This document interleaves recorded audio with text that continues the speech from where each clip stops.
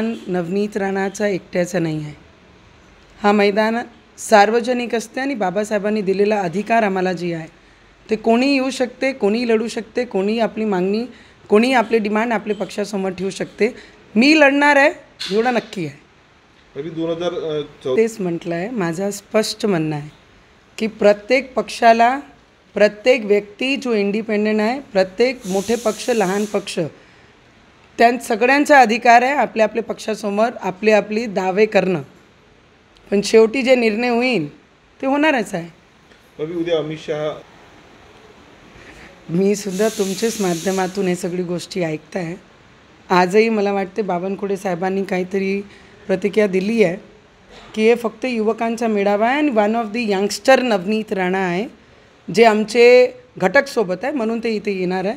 तर चर्चेमध्ये आहे म्हणजे चांगलं आहे. आम्ही इम्पॉर्टंट ठेवतो आहे प्रत्येकाच्या जीवनात, तर तेवढी तर आनंद घेतोच आम्ही त्या गोष्टीचं. आमचे जेवढेही कार्यकर्ता आहे आम्ही आमचे कार्यकर्त्यांसोबत बोलत असतो.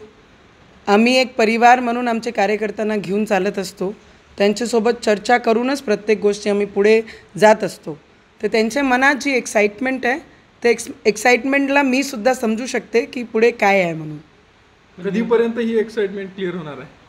माझी एक्साइटमेंट प्रत्येक दिवशी मी काम करत असताना प्रत्येक दिवशी एक नवीन एक्साइटमेंट मी घरातून बाहेर निघते आणि त्या एक्साइटमेंटसोबत मी काम करते.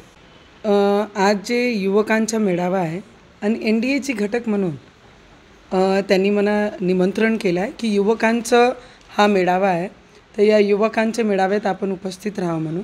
आणि युवकांना येणारं भविष्य काय आहे, आपण कशाला काय केलं पाहिजे त्याच्यासाठी हा मेळावा आहे. तर त्याच्यासाठी कशाला नागपूर म्हणजे मेळाव्यामध्ये कशाला व्यासपीठ भाजपचं आहे, तर आम्ही त्यांच्यासोबतच आहे.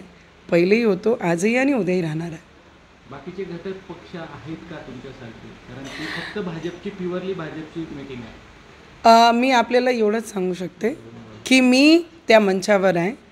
कोणता पक्ष दुसरा आहे नाही आहे तो माझा सब्जेक्ट नाही आहे, पर मी त्या मंचावर बसणार आहे आणि युवकांसोबत त्या कार्यक्रमामध्ये काय काय होत आहे, कशा मार्गदर्शन युवकांना आहे ते सगळं मी सुद्धा पाहणार आहे. अजित पवार अमरावतीच्या सोबत आहे, मी अमित शहाजींसोबत आहे, देवेंद्र फडणवीसजींसोबत आहे. तर याच्यात दुसरा कोणताही तथ्य काही लावण्यात काही अर्थ नाही. मी त्यांच्यासोबत होती आहे आणि राहणार. विधानसभेत रवीजी आहे आणि केंद्रामध्ये मी त्यांच्यासोबत आहे.